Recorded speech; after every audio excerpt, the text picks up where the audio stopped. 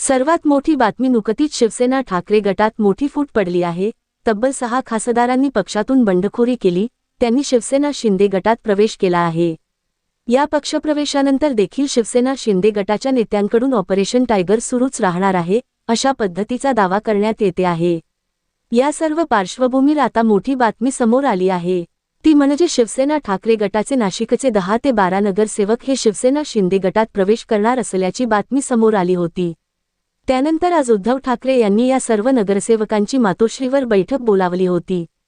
या बैठकीला शिवसेना ठाकरे गटाचे नाशिकचे सर्व 15 नगरसेवक उपस्थित होते। या बैठकीनंतर या नगरसेवकांनी प्रसारमाध्यमांशी संवाद साधला आहे। मातोश्रीवर खासदारांची बैठक झाली, त्यानंतर काही खासदार फुटले, परंतु आमचे नाशिकचे खासदार फुटले नाहीत।